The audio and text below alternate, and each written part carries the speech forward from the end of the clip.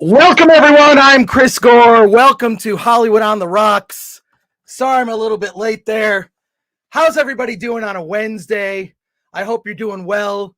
A lot of stuff to discuss today. Avatar, The Way of Water is about to come out and light up the box office. Also, some really great Christmas horror films. There are a ton of them. And I don't know. I think we should just get the show started. Don't you think? Let's go. Is Alan waiting in the wings? Where's Alan? Alan.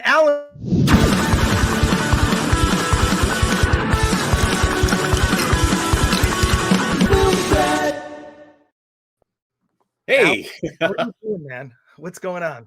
Oh, hey. Yeah, a lot going on. Big movie tomorrow. Last big movie of the year, and we got some nominations coming up. Well, don't forget about Puss in Boots is coming out. I know you have a dog, but perhaps cats have been a part of your life at one point or another, and you really like them. Yeah. So. Puss in Boots is on the schedule. Puss in Boots is on the schedule. All right. This is Hollywood on the Rocks, which means it's time to crack open a cold one. Mine's just a soda. And now I have a glass with melted ice. I'm just going to pour that. What can I do? What's going on? Alan, you got all your shopping done, your holiday shopping? Absolutely not. Oh, really? Well, it's sort of like, look, we're very fortunate because you and I are both part of an organization called the CCA, and we get bribed with boxes of stuff that we get, and then we look at it and then just do whatever the hell we want. But I am guilty of regifting some of those boxes for people. I'm doing a white elephant gift thing with my movie meetup group in Burbank tomorrow. We're gonna get to the Art House around 5 p.m. We reserved a big table, and I wrapped a bunch of this stuff. A lot of it's junk, some of it is great, and I'm just gonna give it all away. Yeah. Well, I mean, I have The Woman King DVD up for grabs. Well, you know what? I got that too. I wrapped it as a giveaway, and I also gave away on our community tab on the channel for members only. I gave away the code for The Woman King. Do you think you should give it away to the members? I know. Maybe next. Yeah, we'll do it Friday. And then yesterday I shipped out. If you're stuck with holiday shopping, well, here's what you're going to do. Just mail me a self-addressed stamped envelope. Send it to Film Threat 5042 Wilshire Boulevard, PMB 1500. That stands for Private Mailbox, Los Angeles, California 90036. Send me a self-addressed stamped envelope. I will mail you. I'll mail you a sticker. I'll mail you. If it's a large enough envelope, I'll put in a copy of The Woman King if it's still around, or any other DVDs I have lying around. Did you just feed your dog a snack? Yeah, I did. I had steak for lunch. You had steak for lunch? Yeah. What did your butler do after the steak? I'm amazed how cheap steak can be sometimes. I literally had a Trader Joe's macaroni and cheese that I heated in my microwave. This is my sad existence during the week. Mine was New York strip. It was $6 a pound. So I think I got the better value. Now, people who tuned in early and were waiting and actually saw this, I want to step aside for a second. See this? It's a murder log. It's a log that says, what the hell? It's a log. Look at this. There you go.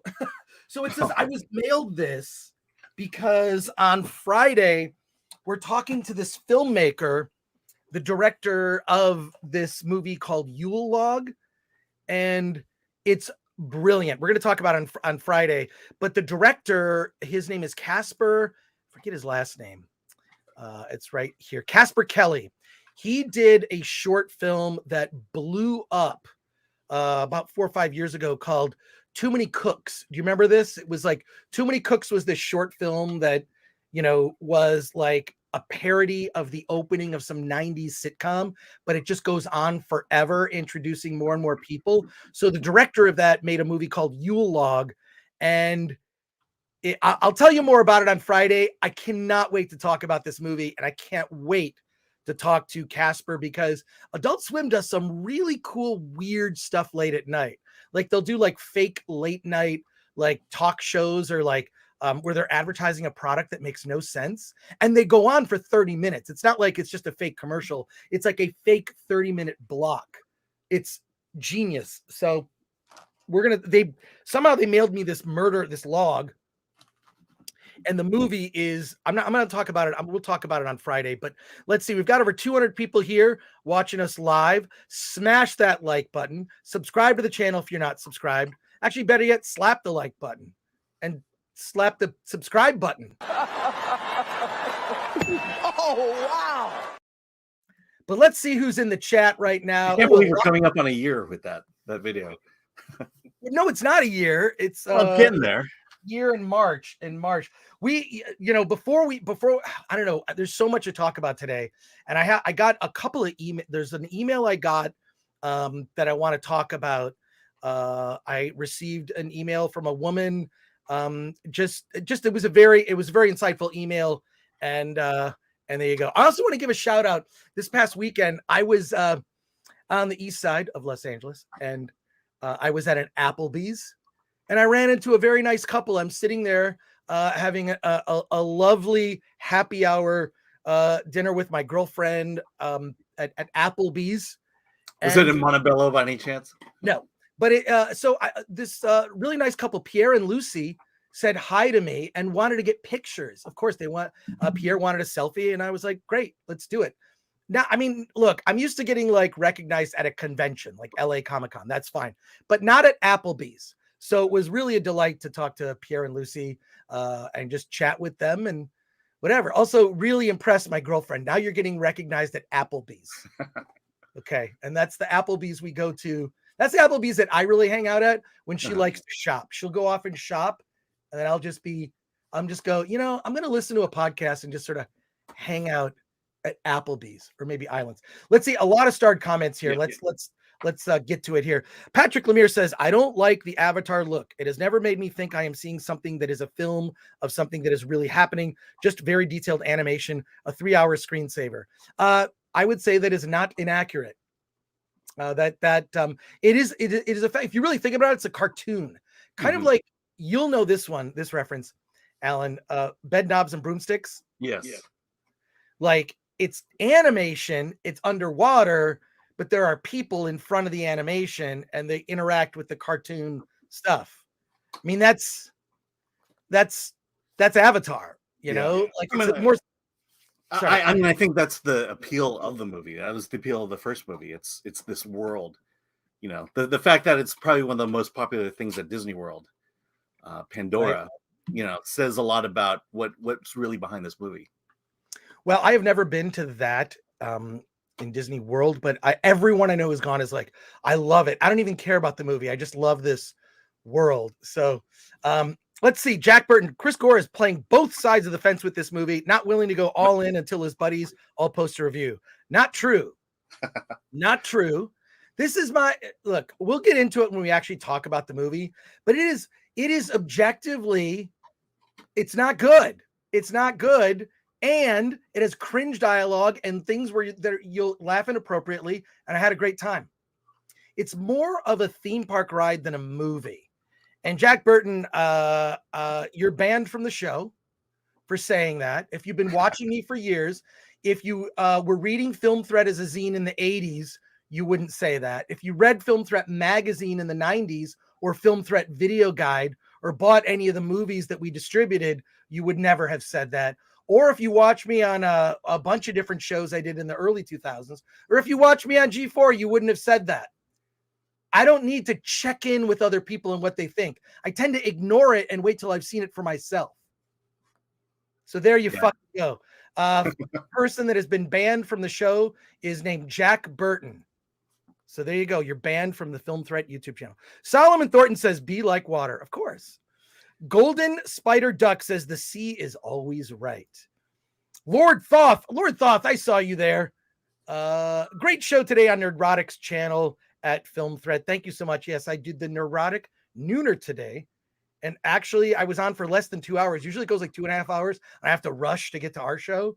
So it's kind of crazy. Enrico Palazzo for 5 says, hey guys, have you ever been to the Stanford Theater in Palo Alto? opened in the 20s and only shows movies on film, has an organ for silent film. I have not been there, but it's got to be a movie palace is what that has to be. I think so. I mean, when I was at Cinequist, there was the Californian, which was another cinema house. And they redid that one, and it's gorgeous. Yeah, I love the old movie palaces. They're kind of uncomfortable from the standpoint of, like usually there's not a lot of leg room. Okay. They would pack in 1,000 people or more. Your dog is doing something in the background. I don't even want to Yeah, she'll figure it out. Is she rubbing her nose? She's got a lot of peanut butter, so You gave your dog peanut butter? Well, it's to get her to it gets her started on those rawhide bones. All right. I'm not gonna look. Yeah, just thank you, Enrico. Appreciate that. That's awesome. Let's keep I'll going. tell you, the Castro is the worst in terms of seating. Oh, really? At the Castro. Yeah, well, but still, I love those old movie palaces. There's a really good documentary directed by April Wright. She made a documentary about the death of the movie palace. It's a great documentary. Leonard Maltin is in it. It's absolutely fantastic. I got to go to the super chats here. Sean Z Comic Construct for $1.99. Film Threat Nation, baby. Love that. I appreciate that. Buford T Justice coming in for $49.99. Thank you so much. Love it. I'm hearing Alan loves National Treasure Edge of Wokeness. Thinks it is stunning and brave. Some like it rare, should have been nominated for an award, especially if Avatar has been nominated, even though it hasn't come out yet. Love you guys. Well, thank you, Buford T Justice. I'll admit, I have not seen National Treasure. I didn't see it either. And usually they would give us advanced screeners of this, and they didn't. So they didn't, and I think I know why. I think it's because we hate a lot of the stuff that they make, and Strange World. We didn't like that. I don't know. Like our track record for liking Disney stuff is, I mean, we can't ignore that there was an era there that Marvel was really good. I mean, we did see Avatar. They let us into that. You know what? I don't take it personal. I don't care. Yeah. My preference is always to see a movie with a paying audience. I have not yet had that opportunity with Avatar, and I will be doing that tomorrow at the AMC Burbank 16. The theater that I'm seeing the 715 IMAX 3D show, there are 34 seats left. That's it. I've never gone there where it's been that full, because usually the AMC Orange at their Dolby Cinema. Nice. And I believe it's sold out already. Wow. Pilgrim Media for 2 says, do you get depressed being in LA? No, because I'm not in LA. I get depressed when I get sad when I go into LA, because I remember I've never seen the city this bad. I've never, ever seen the city of Los Angeles this bad. Where I live in Pasadena is virtually indistinguishable from the before times. In fact, there are a bunch of places that closed, but then there are a lot of new places that opened, and Pasadena is thriving. I'm going to go to the 35er maybe Monday or Tuesday next week for an impromptu Christmas party. I'm just going to go there, and I'm going to bring gifts to give all the regulars and the drunks at the 35er. But no, I don't get, I'm sad for what we lost. And here's a thing that I've noticed. LA closes at 10 p.m. It's dead. It is literally after, like, you can get a late dinner, and then there used to be able to go to bars, used to be able to go to restaurants, the town would close at 2 a.m. on a Tuesday. Nope. People won't go out. They're not going out anymore. And it's really sad to see. So I'll see a movie at 7. I'll be driving home at 10. I'm like, well, maybe I'll pop by this, bar I used to go to, dead, completely dead. Mm-hmm. Like Bordner's. Bordner's was a bar in Hollywood I used to go to. There's so many that are closed, or they're just not active. So very sad. So there you go. Let's get through these comments. Boy, they're just, look at this. CCA Tenny 28 has become a YouTube member. Thank you for that. Appreciate it. Murdoch 86 for 10. Thank you. Alan, what got you into improv comedy? Yeah, what got me into it? I was working on my master's degree, had an emergency trip to Berkeley. I was staying at a friend's house, and as I was leaving, he had Comedy Central on, and the British Whose Line Is It Anyway was on there, and watched it and said, "Hey, this looks like fun. This might be something I can do." I kind of searched out from there, and the rest is history. Took some classes, joined some groups, and now I get to be paid to do it.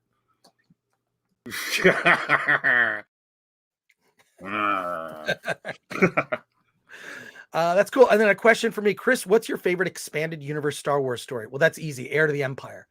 Heir to the Empire, when that came out from Timothy Zahn, the series of novels, like that was Star Wars coming back to me. It was in the 90s. It was in the spirit of Star Wars. Lando was in it. All the characters like doing what you would expect them to do. Grand Admiral Thrawn was introduced in that series. And it was, I mean, look, I don't think you need a really good villain, right? For a good Star Wars story. I mean, Darth Vader is the best villain ever in cinema history. But Grand Admiral Thrawn is amazing in that series of novels. I loved one of the things that Grand Admiral Thrawn did is he would study the art of a culture. He would go to a planet with the intention of conquering it. And what he would do is Grand Admiral Thrawn would study the artwork because he wanted to know what a civilization feared, to tap into their fear as a tool to conquer that civilization. I would get out my old the Star Wars soundtrack. I think I had like this box set of the Star Wars soundtrack and that came out around then. And I would listen to Star Wars music by John Williams while reading that book.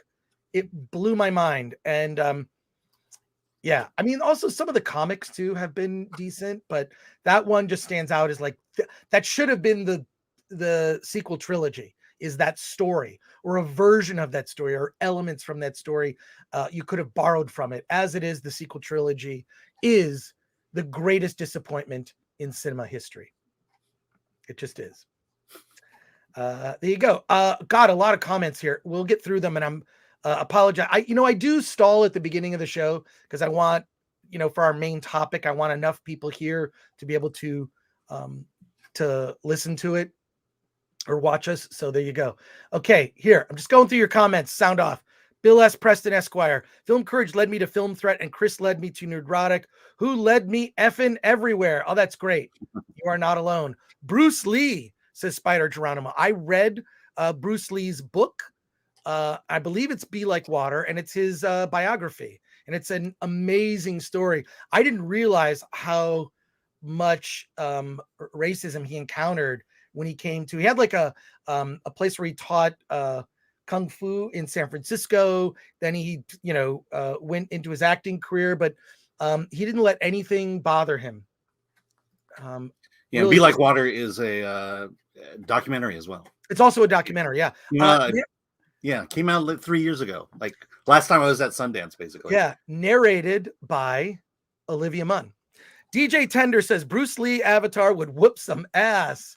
Way of the Wankers says, how's your father? Amanda Nowicki, the mean one? Who's that? Chris or Alan? Red Terror, 1978. J Law was the first Oriental actress. Jennifer Lawrence, her firsts are just remarkable. James Richuti is a member. Does Chris know we are here? Haha. Oh, that's right. Chair stream. Alex Moore, creepiest opening ever, says Johnny Fuerte. Red rum chair, says James Richuti. Amanda Nowicki, boo. It's not an IKEA chair. Anima Chains videos. Okay, Chris is lit. I need some coffee. Yes, I am post coffee. Usually the afternoon I'm post coffee, so I'm a little, yeah. The Invisible Chris says Portland 182. Always great to Portland 182, killing it on the memes. If you're a member of our Discord, how do you become a member of our Discord? Just become a member of the Film Threat YouTube channel, and there's a link to the Discord there. And Jim from Portland posting incredible memes. Jesus, says Shelby AC. Alan is a Dapper Dan man. Hail chat. Shelby AC, it's log. It's log. It's big. It's heavy. It's wood. It's log. It's log. It's better than bad. It's good. Yes, Ren and Stimpy. Shucksy, it comes with its own noises. Lol. Bastard, says Applebee's. Dang, I thought you had better taste. Yeah. First I of was all, thinking the same thing. look, I'm not going to Applebee's for the food.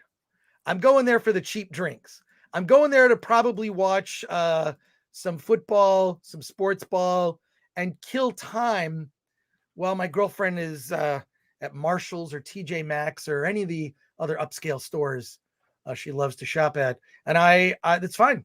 It makes her happy. That's great. But Applebee's it's just look, if I want to go to a Ruth's Chris, you can't have Ruth's Chris steakhouse for every meal. You just can't. So look, I'm going to Applebee's for the onion rings and the cheap drinks. And there you go. Toxic Waltz at 8 says a guy was found dead outside my local Applebee's earlier this year. Oh no. Oh my God.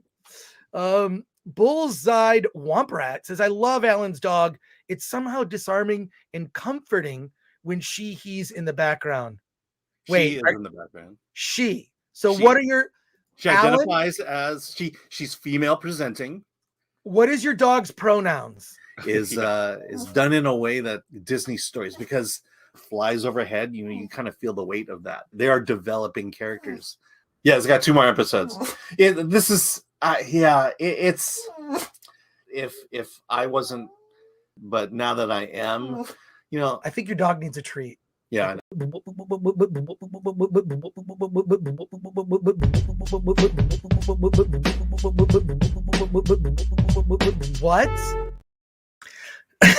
I don't know. That dog video is not quite doing it for me.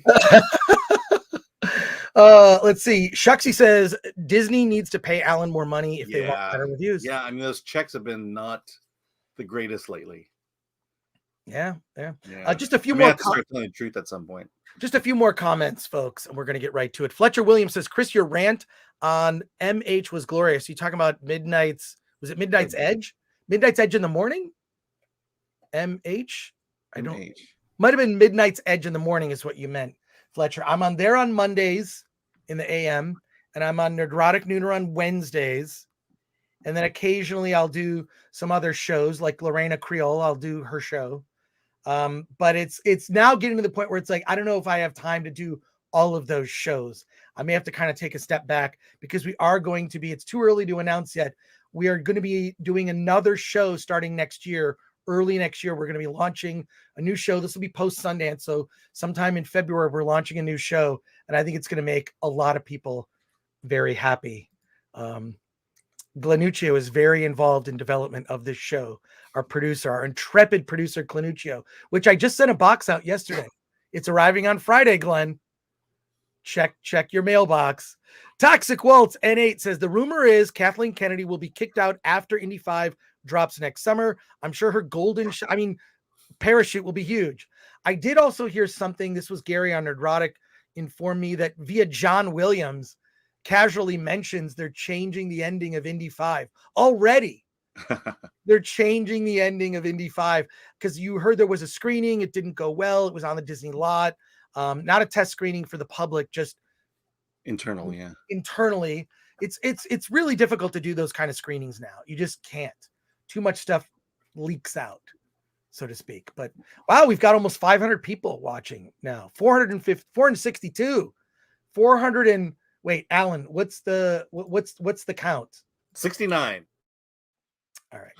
469 people are watching us as we speak. By the way, we are at 63,000 subscribers. 63,100.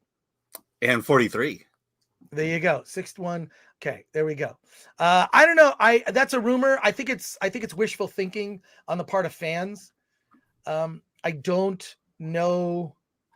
I don't have any inside knowledge of that. I just can see from a fan perspective, I don't think she has been the best shepherd of the franchise. And then how do you wait this long if you're going to fire someone? We're looking at May of next year, so they're just going to keep her around. I don't know. She's going to sit there and do nothing, twiddle her thumbs. I think that the management team that is best positioned to do something really incredible is James Gunn over at DC. Mm-hmm. I know a lot of people say, he shouldn't get rid of Henry Cavill. I'm not saying you should get rid of Henry Cavill, but maybe he has a different vision for what this new universe is. I think it's going to be confusing to kind of turn that ship around. So there you go. That's just, but I think once it gets started, we kind of see his plan roll out. I'm very excited about what James Gunn is doing. Sean Z, Comic Construct for $4.99. Chris, that sounded like the movie Office Space. People can get a cheeseburger anywhere. They come here for the flair and the atmosphere. Oh my God, Office Space I watched it recently. That movie really holds up. It reminds me of a movie. This actually just came into the office, Alan, or into the office. We don't have a Film Threat office. All of us kind of work at home. And we communicate via this app called River. We just, so I'm always talking to Alan, but we don't physically see each other unless we're at a screening. But this movie just came in. It looks so good. It is a horror movie called Human Resources. No one knows when to quit. Coming soon. And it's a horror film surrounding the concept of human resources. Does that, I don't know. I can't wait. It looks so stupid. It's from one of those like low budget companies like October Coast or one of those, you know what I'm talking about, Alan? Yeah. Yeah. I mean, this is why we like indie films, because they can tackle subjects like this that you'll never see come out of Hollywood. It looks good. And then the other one I'm looking forward to, I haven't gotten tickets yet, is Megan. It comes out. It'll be like the first new movie we'll review in 2020. 2023 is going to be Megan. It's about. Yeah, you'll be reviewing that one. I'm cannot wait, dude. I'm going. Yeah, I can't. The trailer where she's doing like TikTok dances as she's sort of prancing around to kill a young boy. It's. I mean, the killer doll genre is a staple. I mean, look at Talking Tina with Telly Savalas in the Twilight Zone back in the 50s. The concept of a creepy killer doll is something that's a sort of a horror film staple, but this is a new twist on it because basically the doll is sort of part app. It's like an app to be your friend. So also kind of Chucky, a little bit of Chucky thrown in, but a much more sophisticated doll that will murder you. And Human Resources, oh my God. Human Resources to me is just like the worst part of working for a large company, but I can't wait to see it. The best part is when they make it look like they're your friend. Oh, always. They're always we're your advocate.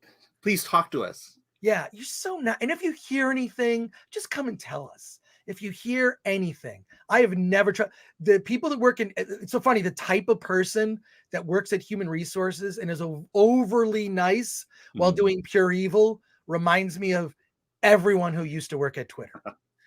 It just sort of has that vibe. Yeah. Okay. A few more here. A Campbell for 5 says, I don't have pronouns, but my adjectives are handsome and jacked. All right, A Campbell. Loving the confidence here. Loving the confidence. And How's Your Father says, I thought the Film Threat offices were in Nakatomi Plaza. Yeah. I love that building.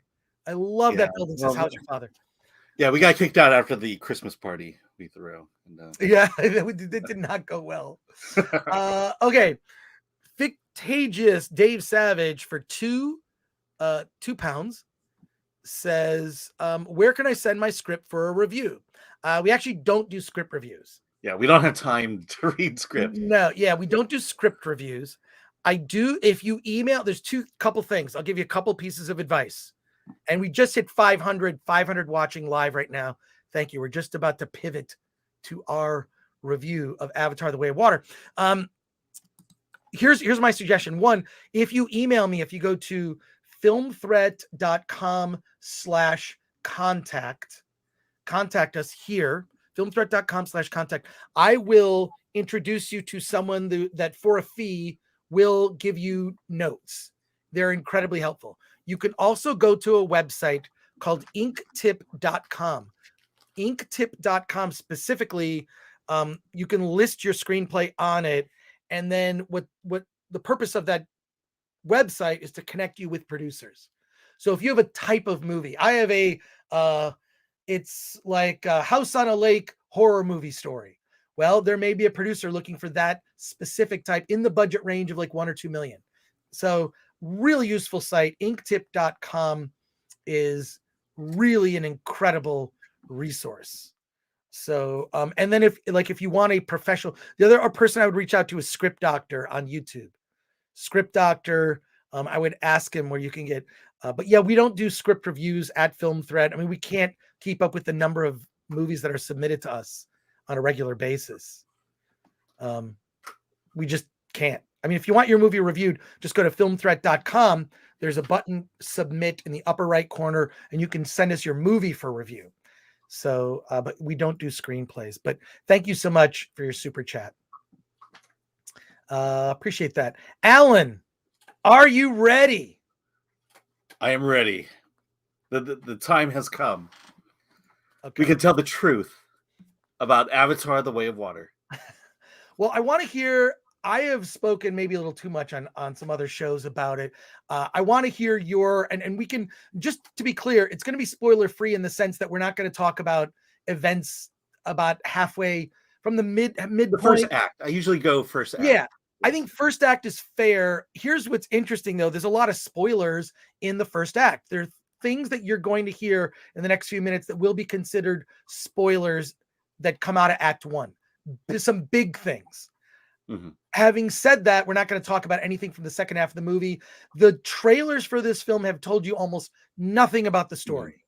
So Alan, why don't you give us the first act events that kind of set up the conflict of what The Way of Water is really about, and then we'll get into our spoiler-free review. Okay, so where we were last left off in the first movie, the sky people, the humans, were banished off the planet, off Pandora, and Jake and Neytiri are now in love, and they're having babies. They have 3 babies, 2 boys, 1 girl, and on top of that, Grace Huntington, I think that's her name, Grace Augustine, her avatar, for some reason, it's not really explained, but she gave birth, the avatar gave birth to a girl named Akiri, who I just found out is actually played by Sigourney Weaver in this movie. And so, and then also there was a baby that couldn't be a human baby that couldn't be transported back to Earth. And so that baby named Spider, and he grew up with the Jake Sully family. And life is really good. Everything's going great until the humans show up again, the sky people. Earth is dying, and they're all coming to Pandora. They're gonna colonize Pandora, and the Pandorans don't like that. And so that's basically the setup for this movie. I don't know. Do we consider, and so basically they're now basically Jake is leading the Pandorans to combat the colonization. They're very effective at it, and so now they bring in a team of elite avatars. One of whom is the Colonel Quaritch, Stephen Lang, who died in the first movie. His soul was passed on to an avatar, and they are now set to assassinate Jake Sully. At which point, Jake, being the father that he is, he's going to protect his family and move his family from the forest to the reef, to the ocean people. And then that's kind of where the story really takes off at that point. That's. I mean, I'll elaborate on a couple things. Stephen Lang, who plays the command Colonel Quaritch. Colonel Quaritch. He's basically an avatar, but what he does is, before the events of the third act of the first Avatar movie, he downloads effectively everything from his brain, that the knowledge he had up to that point, he downloads to something that is then put into an avatar, and you meet this whole new team of avatars whose consciousness are some of the Marines from the first movie. Yeah. And they look like them, they're played by them. And then this Spider character is basically the son of Colonel Quaritch, the human son that he now knows he has. So this is all, it's sort of really awkwardly told, because it's not like you learn all this organically. It's like the first 10 minutes of the movie, they're like, okay, here's what's going on. And then it cuts to like, 2 years later, 10 years later. It's interesting. And so I mean, people brought that up last time of, well, how does he have kids? How do they have kids? It's you basically accept it. It happened. There's not a lot of explanation, but we're just gonna have to accept well, what you learn is on the world of Pandora, your soul can continue to exist in the tree, right? The world. It's like your soul is then absorbed. So it's almost like heaven, right? You still continue to exist. So then Sigourney Weaver's character from the first film is basically effectively reincarnated. I know this sounds dumb. I know all of this sounds incredibly dumb. The way it's explained is fine, and it doesn't matter. They spent maybe too little time on this. Very little time. They just kind of tell you through voiceover, like how all this occurs so that you just accept it. But once you get to the first sort of 30 minutes of, all the like Captain narrative telling you what's going on, that kind of sets the stage to effectively humans are coming to Pandora to plunder all of its resources because Earth is dying. A really interesting thing, they come there and they just sort of show this in the beginning and you don't really see it later. They can just build whole buildings and cities with these like robots. Like in a short period of time, they can build an entire building with these robots that do a lot of the labor, which I thought was really interesting. So there's a lot of kind of cool world building that doesn't pay off in this movie that I believe is a setup for the future movies, which from my understanding, they shot Avatar 2 and 3 back to back. And then 4, they just completed shooting. Talking about the human side. Yeah. So the 4th one, I believe they just finished principal photography on that. Of the human side. Then you got to just do everything. Everything's digital. I mean, as of D23, Cameron showed up on video talking about the fact that he is working on number 4 right now. Okay, cool. So that they got a lot of confidence in this, but so this is the setup, right? So you've got, I mean, the main thing is Neytiri and Jake Sully have a family, kind of like 3 kids, and sort of kind of 2 adopted kids in a sense, right? Like in a way, right? And then Sigourney Weaver's character, like that's her face on that. I didn't realize that was her until actually a couple days ago. It's I mean, it's her. You can tell, like, it's like her if she was like 12 years old or 11 years old or something. The hair kind of gives it away. Right, exactly. So, so this is the setup. But Colonel Quaritch and his team are just out to get Jake Sully. He wants revenge, and he especially wants revenge because the consciousness that was downloaded into his avatar, he's basically the same character, but he only has knowledge up until the point.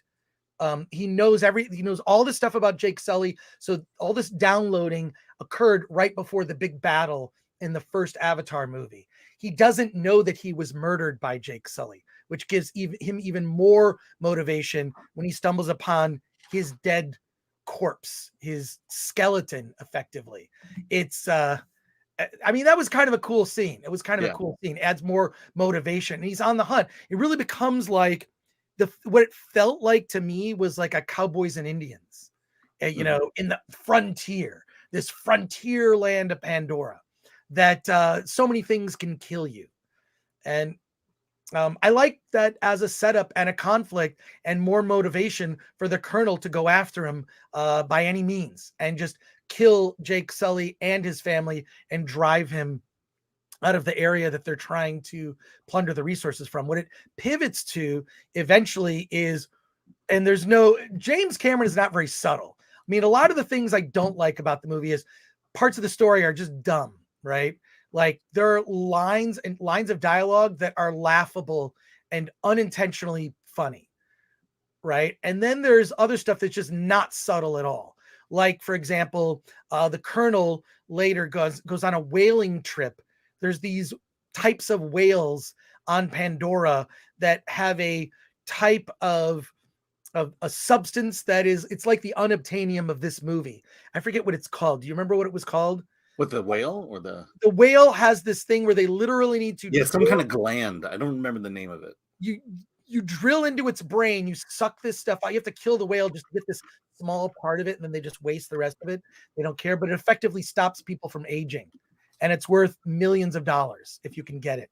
So they have these teams of whalers. So these are just mercenaries and freelancers. They're not even like part of the military. They're just there to get this to get this highly prized substance.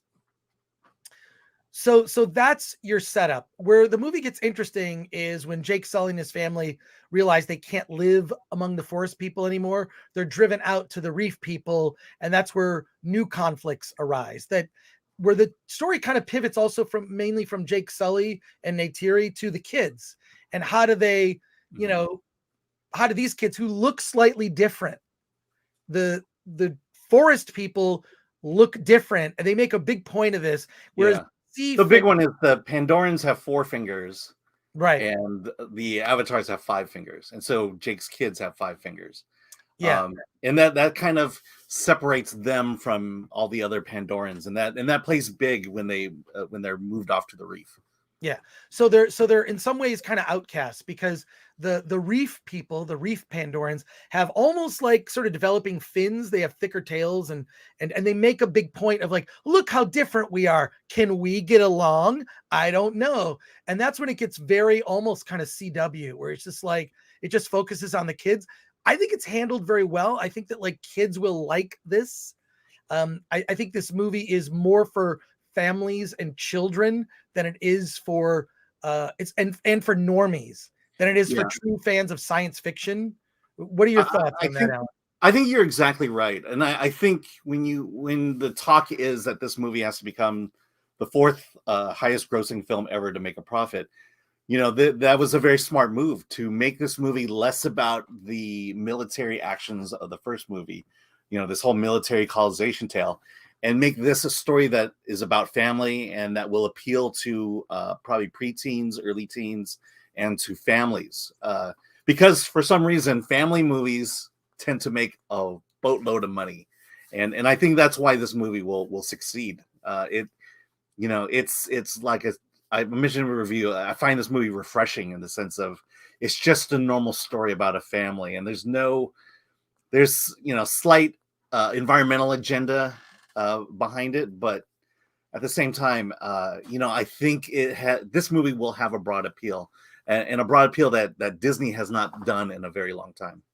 Yeah, whaling is bad, Alan. Just so you know, whaling. But I think most people agree killing whales is not a good thing. Well, yeah, I mean, like when it comes to James Cameron and agenda, he doesn't say anything too controversial, right? Yeah, I mean, he's definitely had agendas in his films.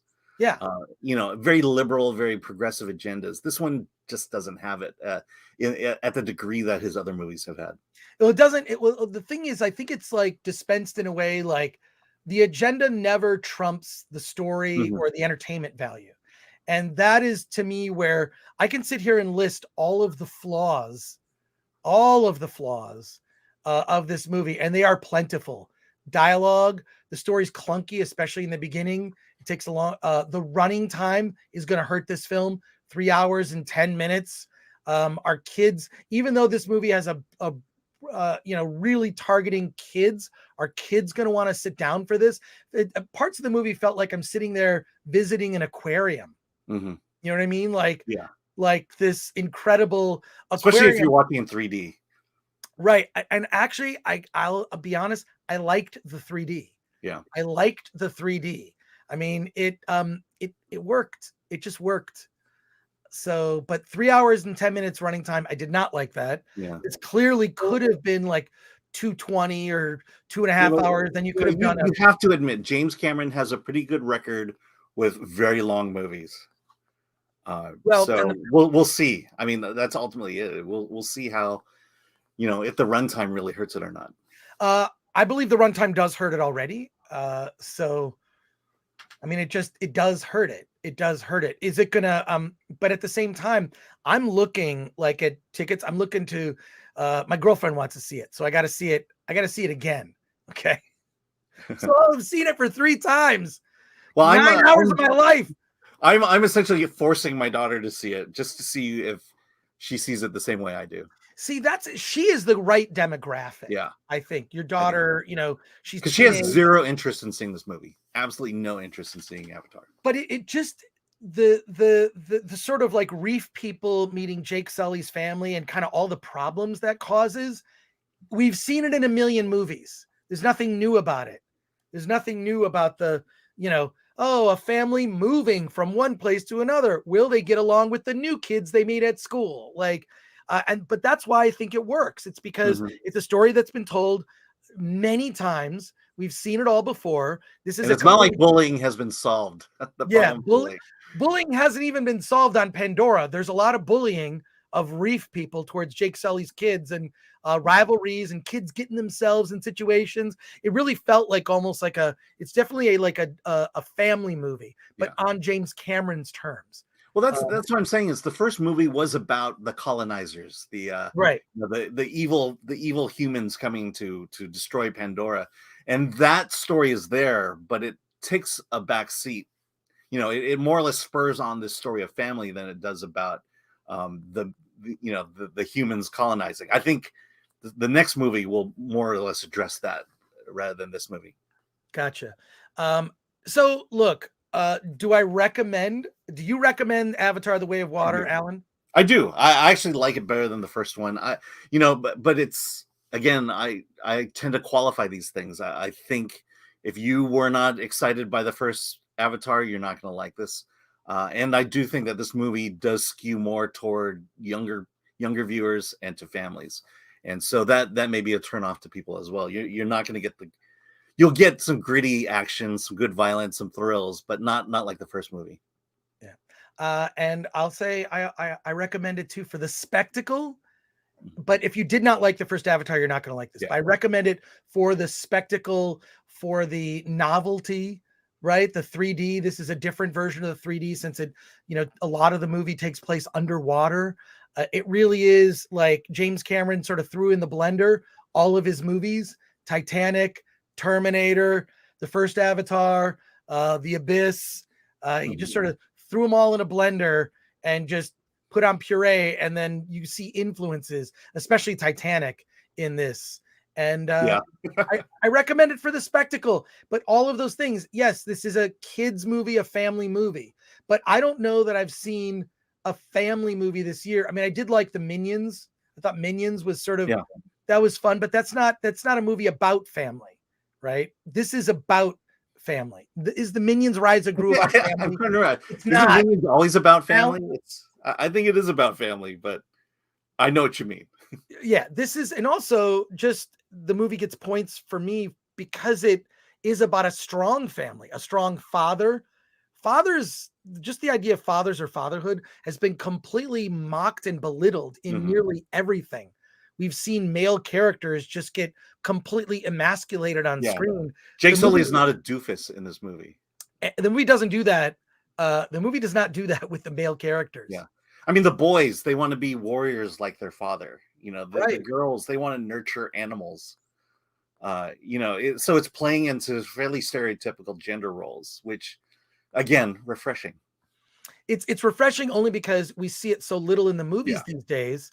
And so the movie gets points for that. I want to hear what you think.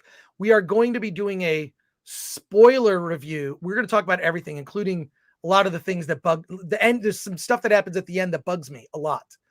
We're going full spoilers on Friday. I'm still trying to figure out what that is. What bothered you about the ending? I can't tell you. I know. Yeah, we'll find out Friday. Well, I'll find out Friday, but we'll be doing full spoilers on Friday. I want to also know what you think, and we're going to discuss it all. So if you don't care about the movie, obviously you don't care about spoilers, join us on Friday. If you've seen the movie and you want to tell us what you think, Friday is the day to do it. But let's go to our comments here. Got a lot of starred comments. Let's do it. MK Solid 82 for $4.99. Office Space was a warning about the horrors of work. Fight Club was about the war on men, and Forrest Gump was a lesson about damaged women.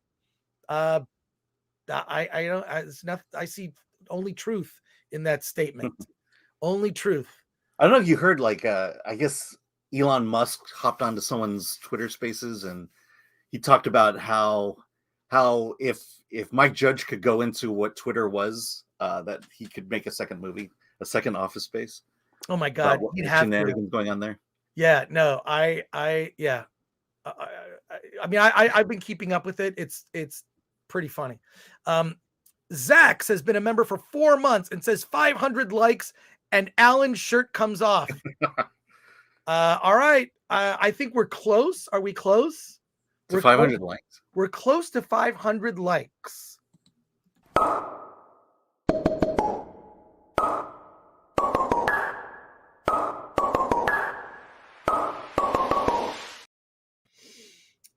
Absolutely. So there we go. Thank you, Zax, for that. That is awesome. And Zach, we're at 250 likes. Well, we're gifting a little early here. Zach says, right. Here comes the whale sex. There you go. Yeah, there's a little bit of aliens in there. Alien versus Avatar, says Anima Chain's videos. Portland 182, are the colonizers white? For the most part, yes. Yep. There's not a lot of diversity with the Earthlings, right? Yeah. There are women. There's one. Edie Falco is the leader. Edie Falco is the general. And then there's an Asian woman who's among the whalers. Yeah, and she dies pretty fast. Don't. Oh, I'm sorry. I'm sorry. I just assumed everyone would realize that all the Asians die fast in these movies. A man in the wiki says some people say they will not watch Avatar 2 because it is 3 hours long. Those same people will binge watch 3 hours of a TV show. Yeah, I get it. It is sort of 3 hours in one sitting. The good thing about a lot of things that you binge watch, you can fold laundry, you can wrap presents, you can do little household chores, and you can flit about, and you can I don't know. Binge watching doesn't mean your full attention is on it. When you're a movie, 3 hours has got to earn it. And I don't know that that's the case with this. My Kingdom for a Film, who's a member. So far, none of this story sounds intriguing. What would be intriguing to you guys to make this a story you'd run to the theaters for? Here's the sad thing about the Avatar franchises. I don't know that the story matters. I think it's such a beautiful looking film. I saw the first one for the first time a couple months ago, and I did walk away feeling like it's overrated. I just don't understand how it at one point became the highest grossing film ever. I get the beauty, and the 3D made it that much better, but it still felt overrated to me. Well, but I will say a story that would be interesting is lean in more to the science fiction aspect, fiction aspect. It glosses over things. You can download your brain to a hard drive, like everything, the science fiction aspect of it. And I thought that the first Avatar did a better job of that. Like when Jake Sully first because he's disabled, he's from the waist down, doesn't have the use of his legs. So when his mind is in the Avatar, he's able to walk again. So there were just more layers to it that I thought made the film a bit more meaningful than this one. I like the first one more than the second. You like the second one more than the first, Alan. But I think I would like to see more science fiction aspects. I'd like to also see Earth. I'd like to see like an all-out war. Just go all in on the colonizer thing. Just have tens of thousands of people from Earth arrive, starting to build like houses. They start to terraform Pandora and kill the native culture, and that has some horrific effects, like they always lean into the thing of like humans can't breathe on Pandora.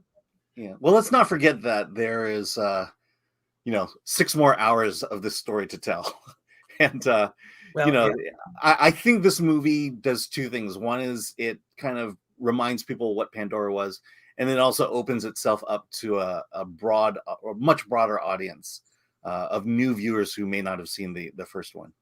I just want to see something that where it's taken more seriously and less for kids. I think what James Cameron may be doing is, because there are a lot of aspects of this movie that are similar to the first, things we've seen before. Having said that, I do think that they are going to, remember the Harry Potter series, how they kind of like each movie started with, first of all, I love the Harry Potter films. Certain ones I love more than others.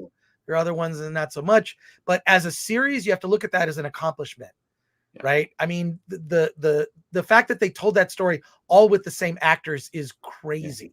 And I like how, I mean, I think you're alluding to the fact that it got progressively dark. Exactly. And I think when you get to the ending of this one, there's going to be a shift away from the family story to the broader story, I believe.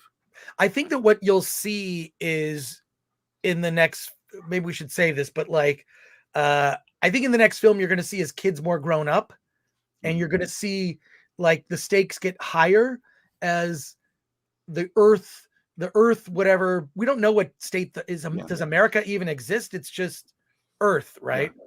It's like Star Trek. It's just one giant nation. Sure. One world government. That's a great idea, Alan.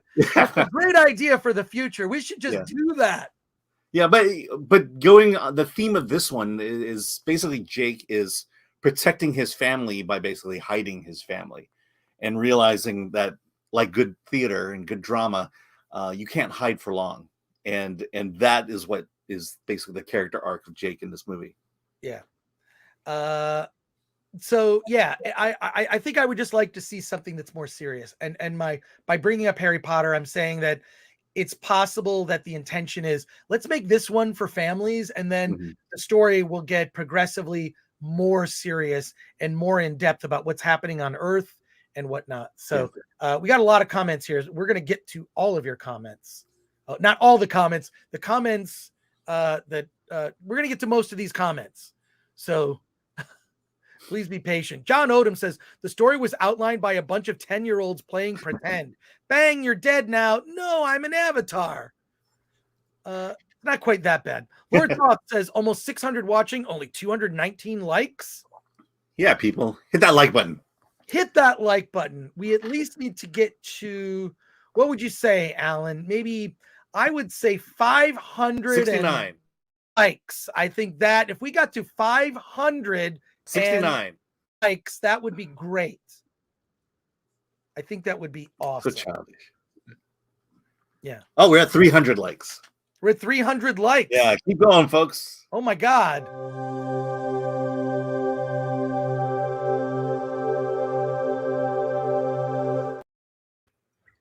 That could be Reading Rainbow right there. More of a, was that Tim and Eric sketch? I think that's kind of a reference to that. Glanuccio killing it with these videos, making us look, I don't know. I think it's funny. Michael Seagrave says Quaritch should have downloaded into the Michelle Rodriguez's character's avatar. Now that's interesting storytelling. No, I think that you could imply something from that. And so there you go. Justin Sanchez, Chris seems genuinely excited to talk about this movie. I am. I am, from this standpoint. A lot of the movies that Alan and I talk about, nobody watches. Like nobody. Like, who's seen Tar? Anyone see Tar? Did anyone see Till? Did anyone see? Well, a lot of people saw RRR actually. Yeah. A lot of people saw RRR. But yeah, a lot of the movies we talk about, we're kind of in a vacuum saying, hey, here are some indie movies that are worth checking out, and here are some bad movies that got released in a lot of theaters. Yeah, I'm excited to talk about it. I like to, I haven't been on the live stream since Friday. I miss you all. RMFX says, Jesus, just recycling the same plot again. Well, you could tell that from the trailer. Yeah. You tell that from the trailer. Well, I mean, I think they're just trying to bring everyone back to Pandora. And, I'm pretty sure it's going to get much more serious in the third and fourth movie. Bass player 2011-5 says, lol, about as subtle as a sledgehammer. I'm sure you're talking about James Cameron. There you go. Wakazashi's Tea House has become a member. Thank you for that. Patrick Lemire says the positive review that sounds negative, says Patrick Lemire. Well, it is weird. It's like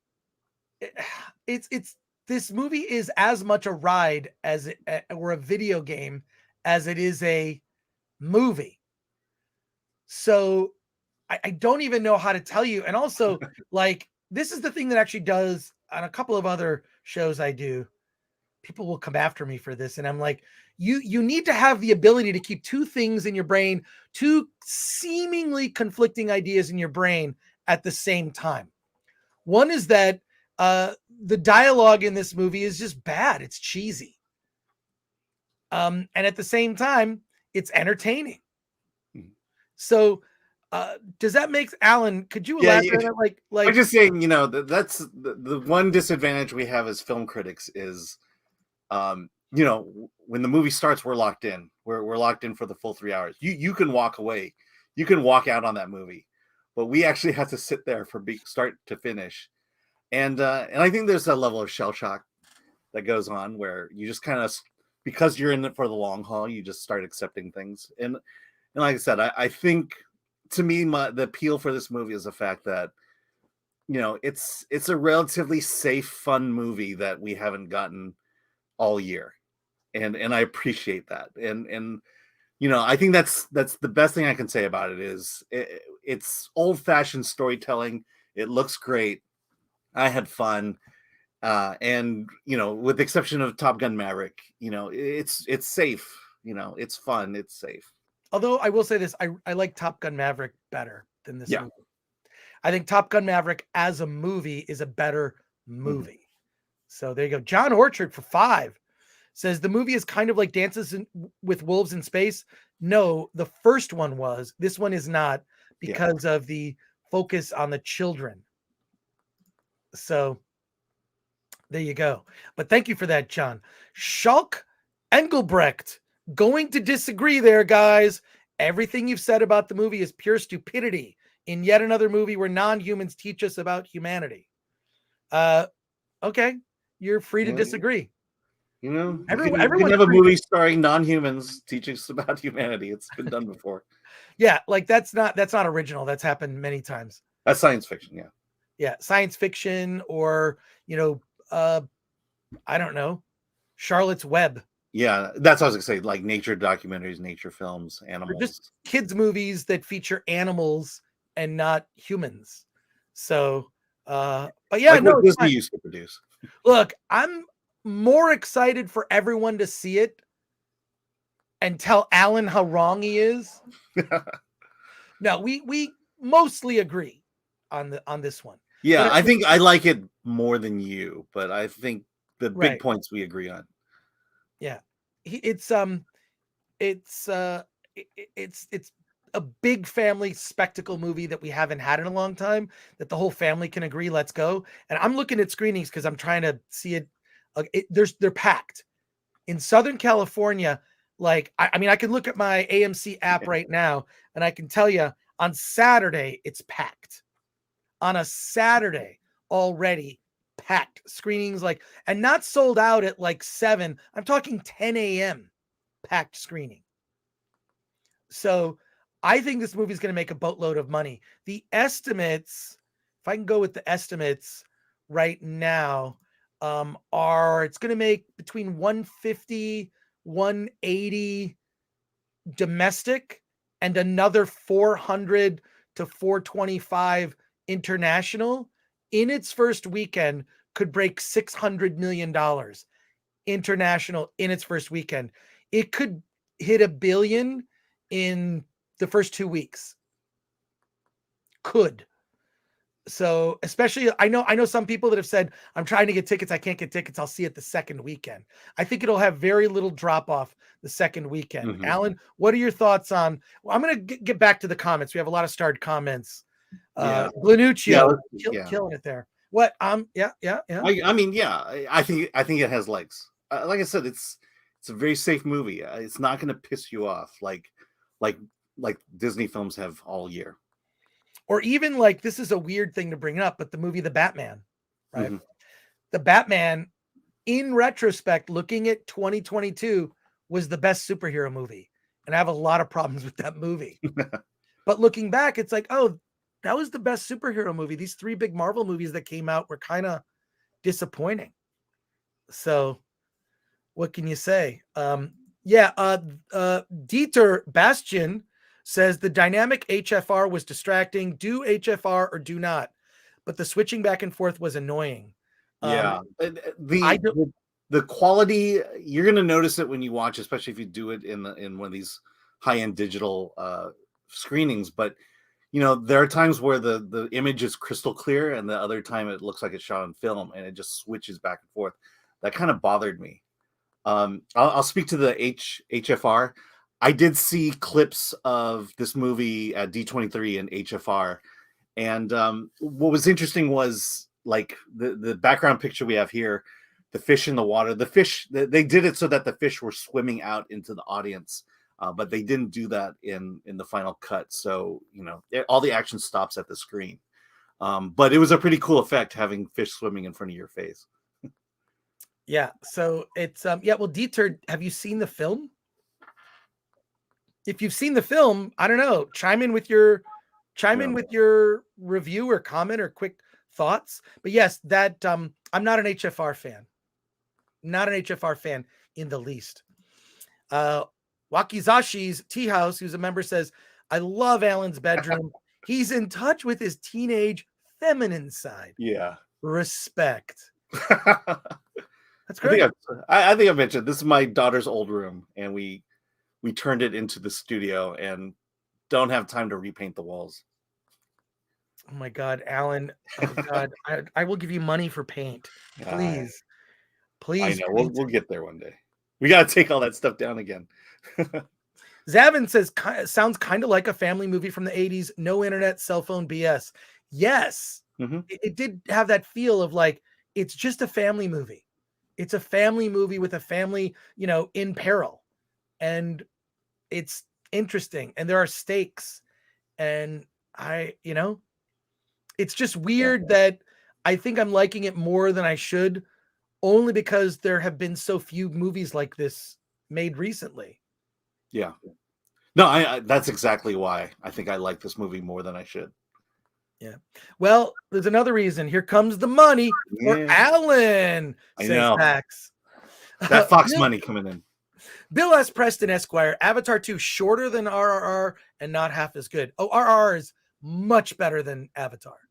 RRR is a movie I believe we'll be talking about years from now. I think Avatar Way of Water will fade into obscurity like the first film also did. Mm-hmm. That doesn't mean it's not worth the experience of seeing it in the theater. It's just, and also technically RRR is shorter the other way around.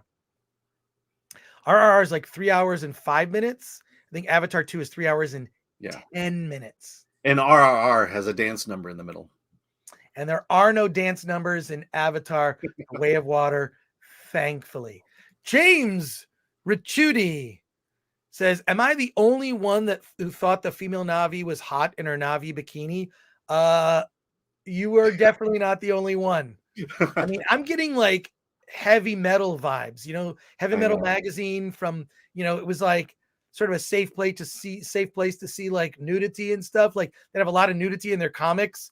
Yeah. Like there are like sexy Na'vi. That is a real thing. But they don't explain how the shells stay in the right place constantly. Yes, the clamshell bikini top. Apocalypse Tedium says some execs must have had terrible fathers. I don't know. I think a lot of people that choose to be involved in the entertainment industry are broken in some way, have something that they need to express through an art form or whatnot. So that would not be a wrong assumption. Zavin says, I wonder if the goal of mocking dads is the assumption that dads skew conservative, so alienating them is no big deal when you subscribe to woke ideology. Thoughts, Alan? Let me read that again. I mean, this has kind of been going on for a very long time. I don't think this is a recent phenomenon. But we've all subscribed to this idea that the patriarchy is a bad thing. But the thing is, you're mad at the word and not at the concept as a whole. And you need to understand that, there are reasons men tend to be the leaders in a family and why healthy families tend to have strong fathers. Because did I just get canceled? You just got canceled. It's because men are, I hate to say this, on the whole, men are superior physically, and we can beat things up and we can take a beating. Mm-hmm. And tend to, in our lizard brain, whether we want to or not, I think that most men in sort of like your lizard brain, you go into protection mode. You go into, if you see someone, a woman being threatened, it's just an instinct, Mm-hmm. I, I, I, And, just, and just the I fact don't that know. and just the fact that where we mock men and where we put men down is purely on the toxic end of things.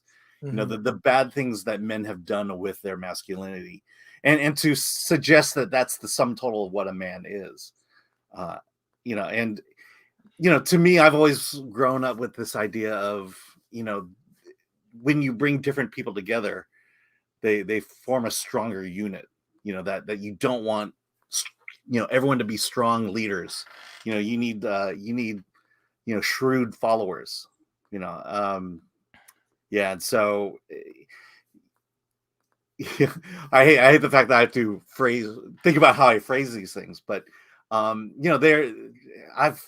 a Christian, I've always been taught that it's our differences that makes us a strong body, and we strayed away from that.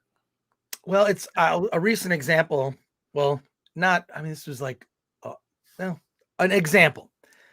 The local pub that I like to hang out. It's not a pub; it's a bar.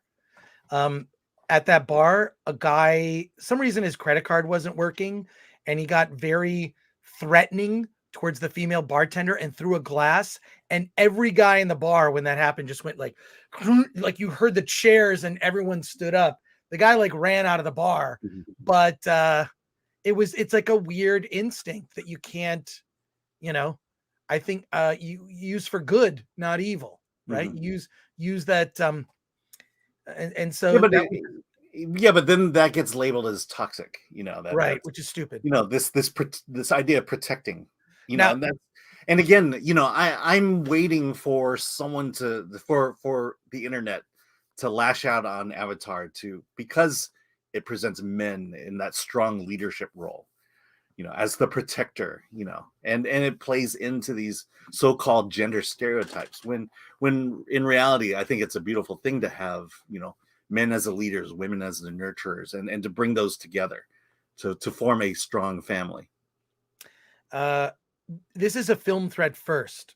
I am a benevolent leader. I am unbanning Jack Burton for this. I'm unbanning Jack for this comment. I don't know. Take that into account. You've now, Jack, been unbanned. Yeah, you're the Elon Musk of today. I'm unbanning all the people that were banned, including the spam in here. Jack Burton says, "What is the new movie score like? Completely forgettable." Yep. You can confirm. I don't remember it. It's almost like a TV. I felt like there were parts of the film I thought, well, this is like I've binge watched 6 30-minute episodes of a streaming show because it's very episodic. So, and then I hate to say it, but there's only one John Williams, and sadly, there will only be one John Williams. Jeff, it's really dumb. So go see it. No, I'm just preparing you. I'm preparing you, saying this movie's an experience, a theme park ride, a video game. It's very entertaining. It's not Shakespeare. And dumb. I mean, Mario is a very fun video game. Super Mario 64 might be one of my favorite. When I collected all 100 stars, I was so excited. That was not just a fun game to play. It was a fun game to watch. I love that game. The music was great. The whole environment. It's stupid. You're collecting stars and eating mushrooms. It's dumb. I think that Mario movie is going to do really well too. Frank the Bunny 666 says 2 movies and close to 6 hours before the story can really get involved. Jesus. No, I'm just saying this is really, in this movie, you're seeing the seeds and the setup for the story to expand. Mm-hmm. John Orchard for 2 says, thank you for answering my question. Always. I always try to. Someone asks me a question and they're sincere. I will be sincere back. So now you're really unbanned. No, we have a new banning. Fletcher Williams, #cancel Alan. Well, guess what, Fletcher? You're canceled. So there you go. You're banned. No, you're banned. You're banned. Oh, Dieter goes on to say, yes, Chris, I've seen it. Good, not as good as the first one. Too much kid stuff. It felt like it had smaller stakes. If you like the first, the second is a must, but it won't win new fans. 7 out of 10. I agree. That's exactly why I like the second one. For This is Dieter Bastian's review. I think that's you're right. It's very much kids movie, but this I'm thinking like families are gonna love this movie. There has not been one movie this year. Maybe Minions. I like Bad Guys. Bad Guys was fun. It's like a heist movie with funny animals. I mean, we've been talking about how Disney has not been safe for kids, for parents. I think Avatar is safe. Yes, it's just because of the core values in it, right? Mm-hmm. Like just sort of the family structure. But Dieter, thank you. See, that just confirms everything Alan and I have been saying is effectively this. It's a lot for kids. I do think they could have cut it down. Let's see. The Orange Duke says it's a political agenda, turn men against women, white against black, also weaken the traditional family. 100%. Every couple months, I send out the exact same tweet. I send out this tweet with Ming the Merciless saying, effectively, Ming the Merciless kept the kingdoms of Mongo fighting amongst each other to hide the fact that he's the real enemy. And that happens in our real world. And it's disgusting. And I reject all of that. Mm-hmm. And thank you for Orange Duke for bringing that up. Let's continue. Super Satanson has become a new YouTube member. Well, thank you for that. Welcome aboard. Check out the exclusive content. I have so many. And join the Discord. We have great conversations. Oh yes, and English Bachelor is also a new member. Join the if look on the community tab for members only. There is a link to join the Discord, and we update that link every couple weeks. Yeah. Solomon Thornton, love this comment. There is a difference between being an asshole and being masculine. True. You can be an asshole and feminine at the same time as well. Yeah, that's true. Toxic femininity. Oh, I believe that exists. Believe me, I could tell. Yeah, I'm not going to say anything. Yeah, for sure. Thank you, Solomon Thornton. Anima Chains videos. I appreciate you both. I'm excited to see Avatar 2 to join the debate. I need to know, did the film make you excited to see A3? Here's the thing. It's got to go in a different direction with A3. It sets up the conflict. The conflict for A3, right. Avatar 3. Well, I mean, I think that final scene kind of sets the tone of the next movie. Yeah. It's not going to be happier. Yeah. This one is the next one should be the Empire Strikes Back it'll be the Empire Strikes Back of Avatar movies. Yeah. Oh my God. It will be. It will be. Yeah. Wakazashi's Tea House says the big Mickey Mouse in Alan's background tells us everything we need to know. Oh yeah. Really? Michael. Wait, what did you say? Perfect. Michael. All right. Super Satanson for 5,000 CLP. How much is that, Alan? I'll take a look. Alan, can you look it up? Look it up, Alan. Alan, can you find it? What is 5,000 CLP? It's Chilean peso. Wait, Chilean peso. Okay, Alan, 10 seconds, Alan. And it's $5. $5.77. How much is it? $5.77. Okay, good. Well, thank you for the $5. Appreciate that. I couldn't be less interested in Avatar 2, honestly, but it's nice if it feels more like a movie than the current stuff. By the way, RRR is the best. Yeah, look, it just feels like a real popcorn movie. Like you used to you'd go to the theater and there'd be 10 movies like this that would open every year.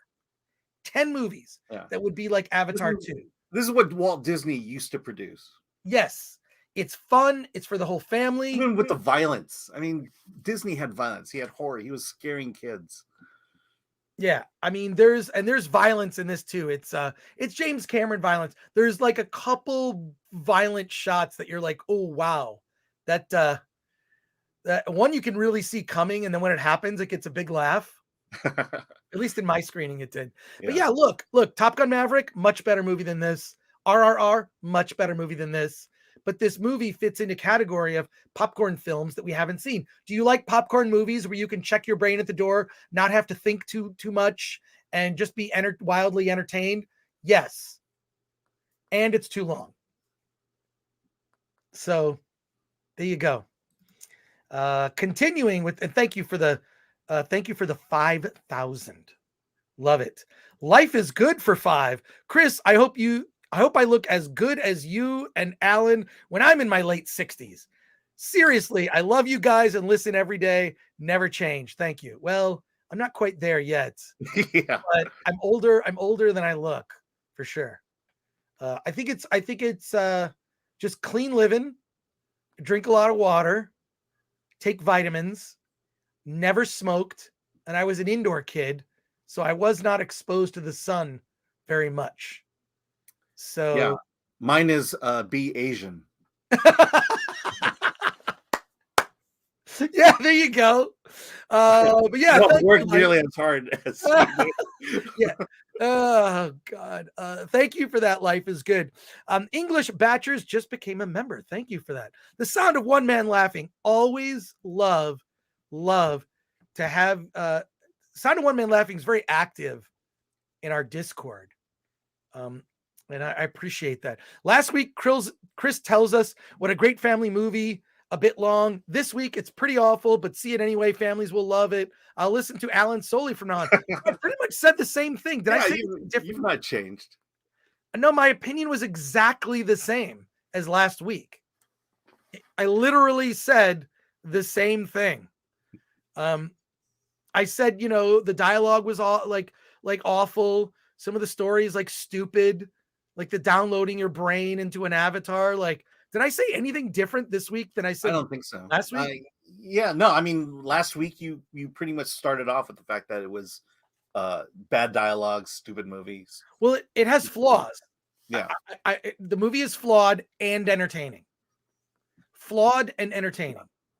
There you go. And there have been plenty of movies that have been like that. Exactly. Sean Z Comic Construct for $1.99. Look, you guys are handsome. Get used to it, people. Hell yeah.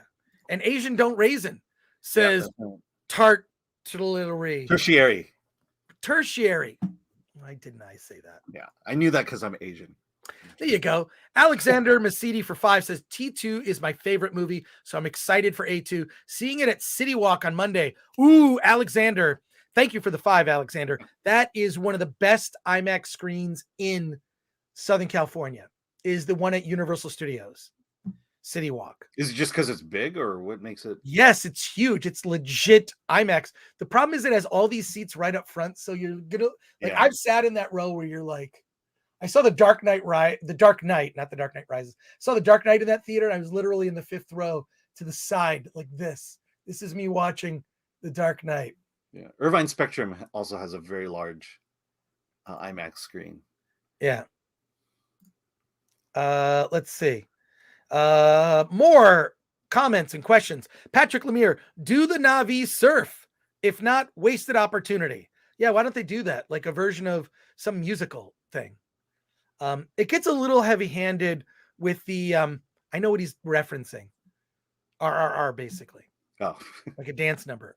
Musical number. Anyways, but it is a little heavy-handed with the this sort of native stuff, right? The native rituals.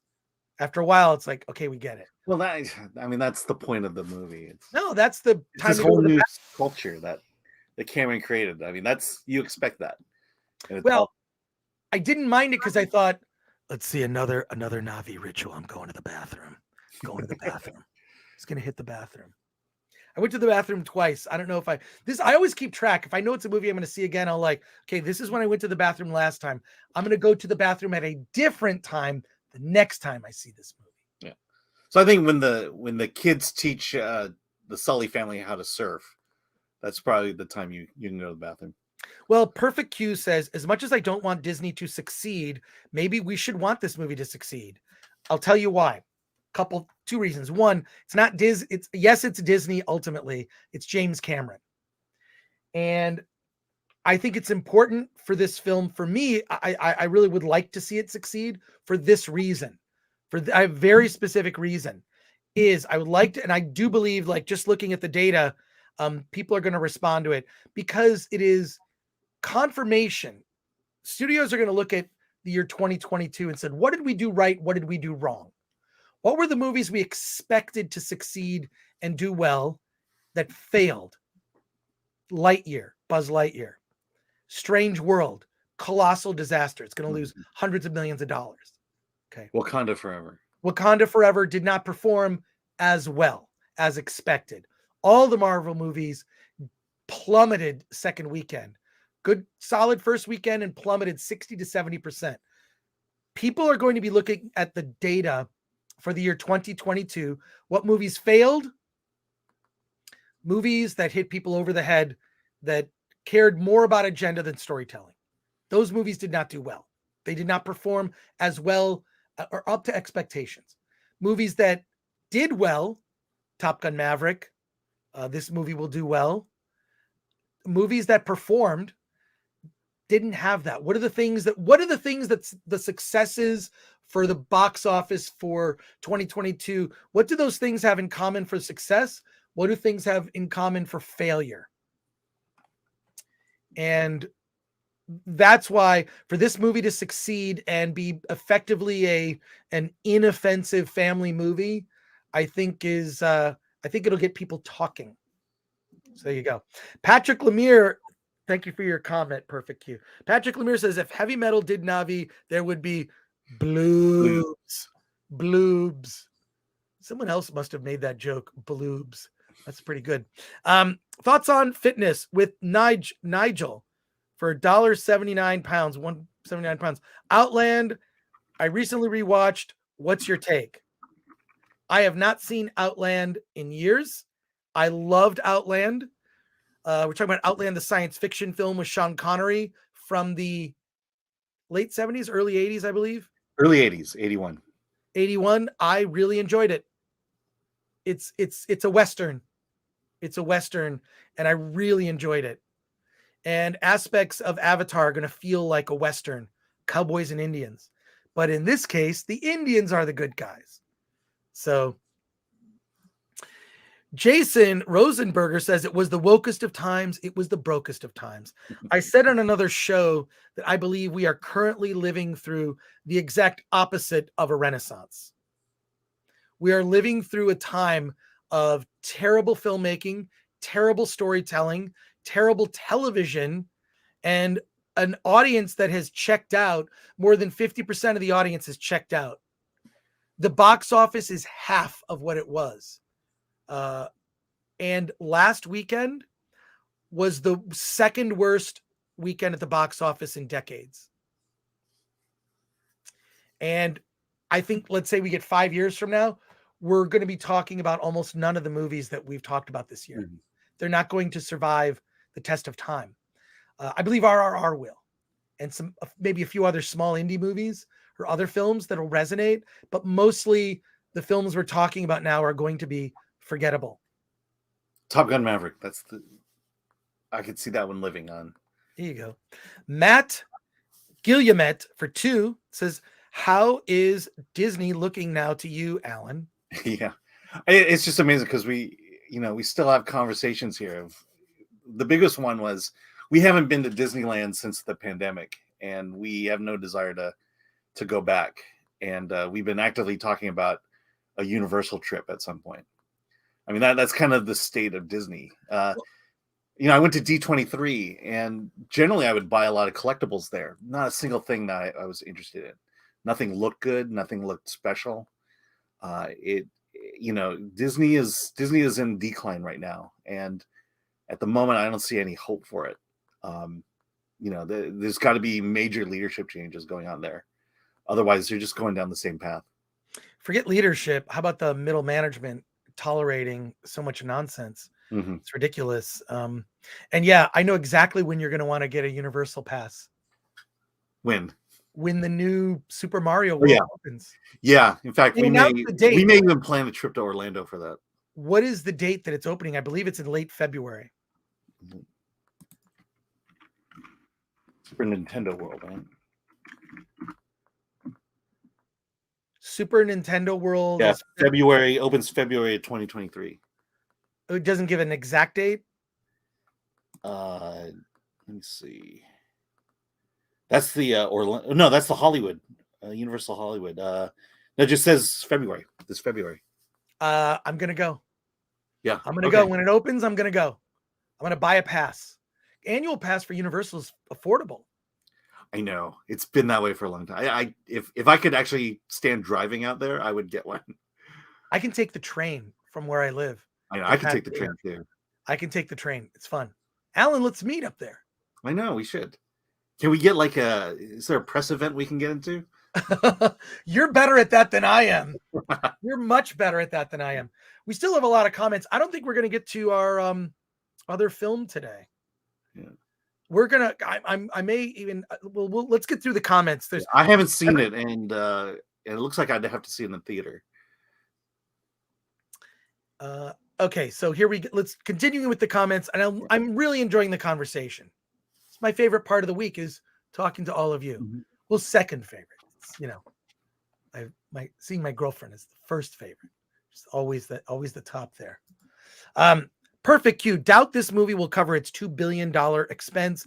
Disney does need a tax write-off before 2023. We'll see. It has a chance. It definitely has a chance. So thank you for your comment, Perfect Q. Clayton, I will say if people embrace this movie like the first one, it has a chance.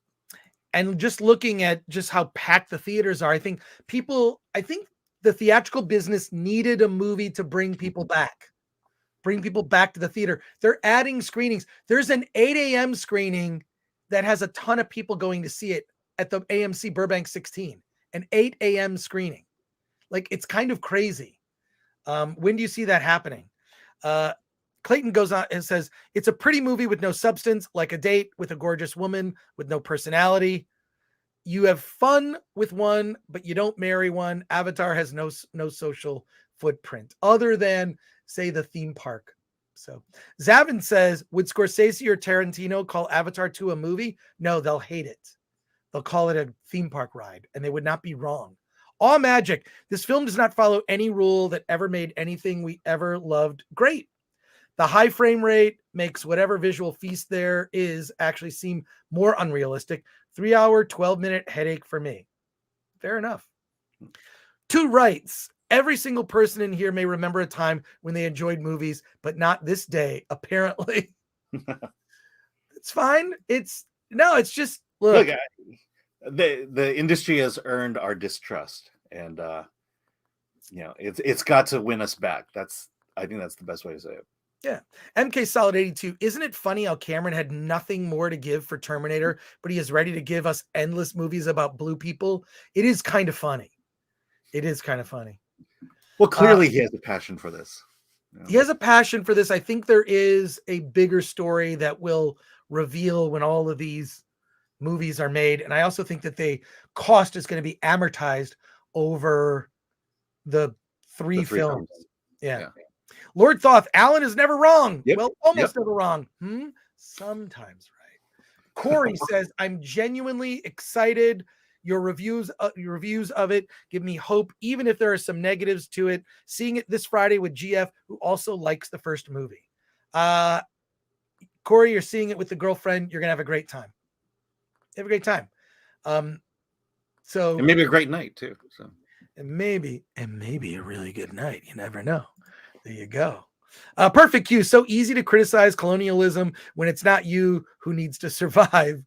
Yeah, I'm sort of getting tired of that thing. I hear there's something, I didn't see the new National Treasure, but I hear there's a whole colonization thing with that. It's just like, look, a lot of these brutal tribes and primitive cultures murdered each other in horrible ways.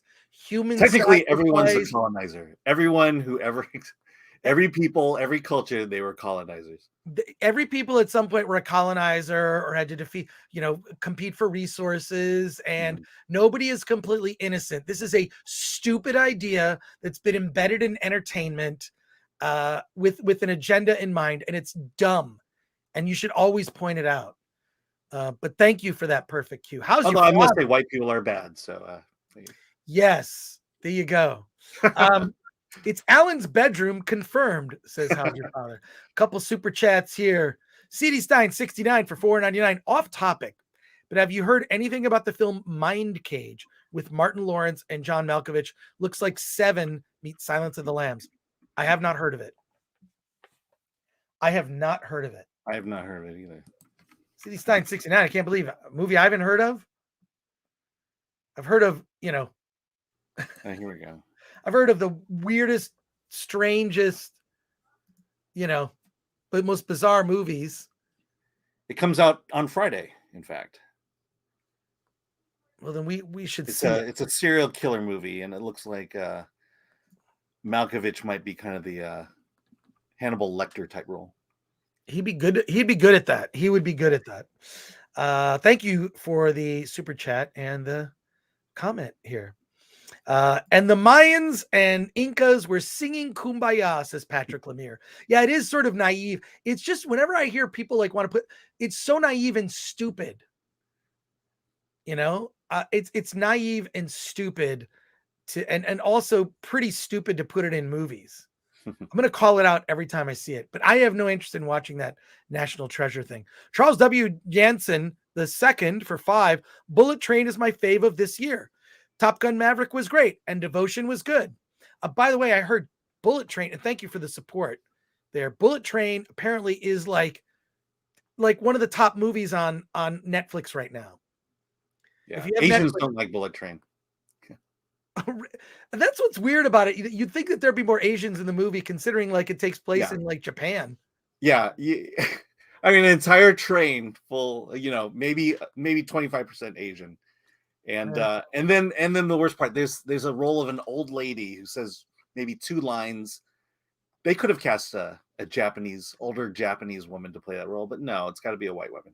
How do you know they didn't and just did a different version for the Asian market?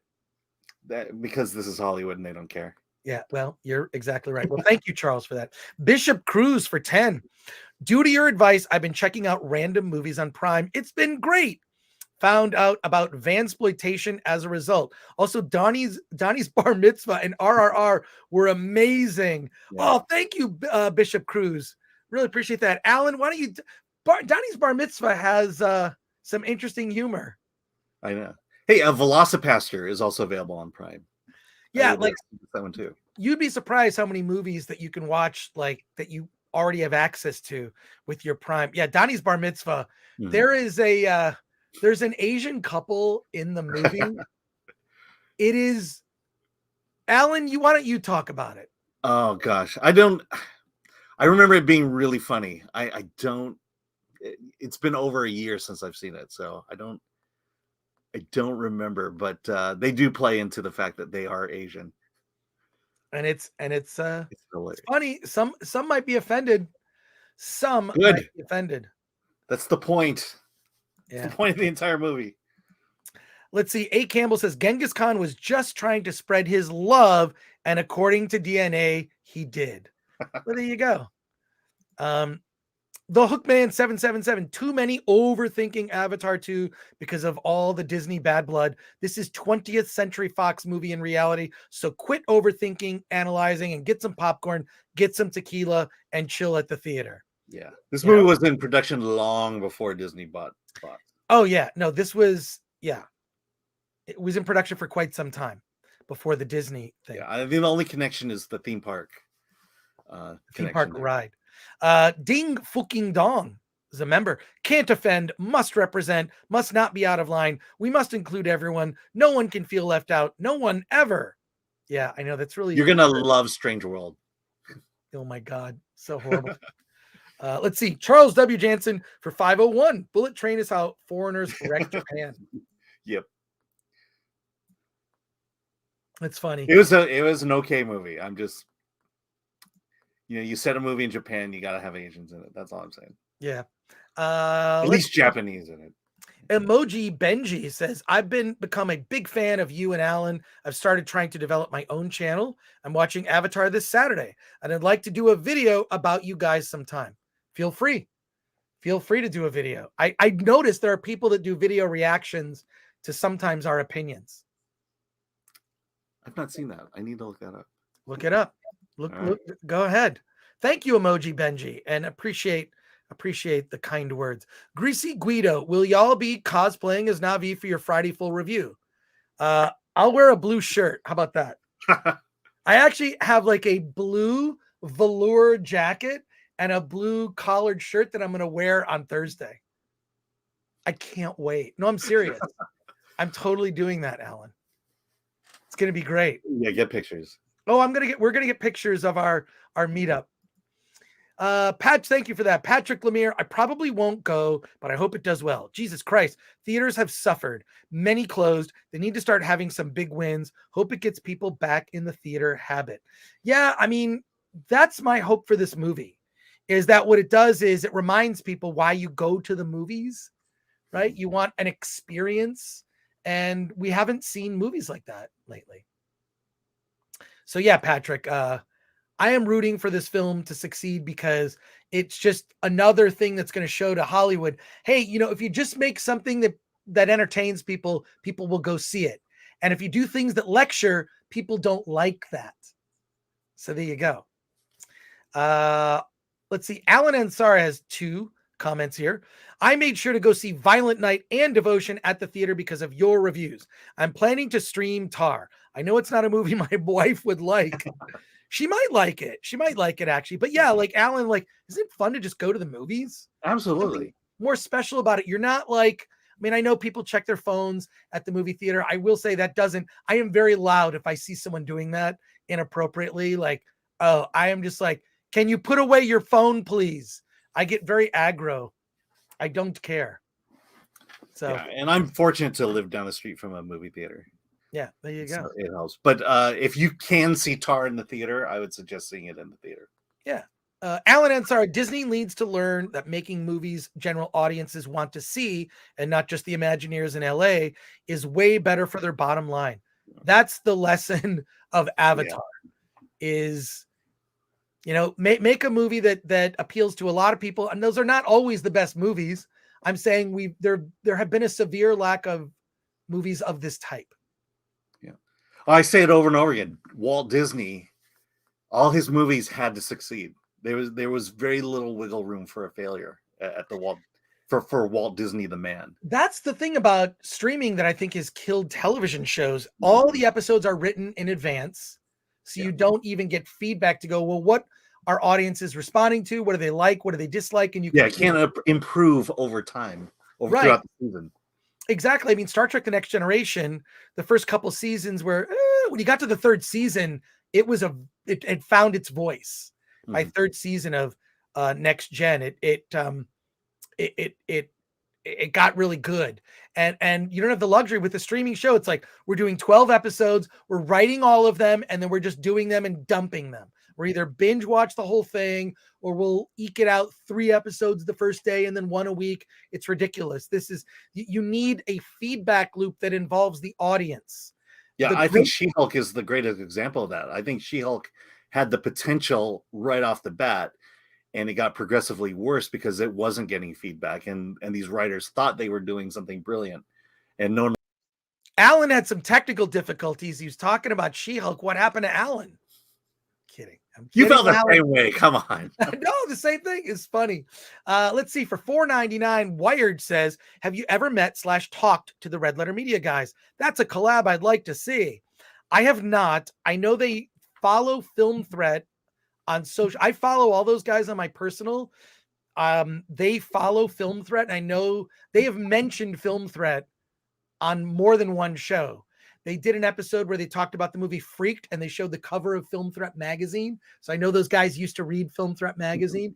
They mentioned they were doing a joke once with Mr. Plinkett, and it was like they just kept naming off all the dumb streaming services, and then they said Film Threat.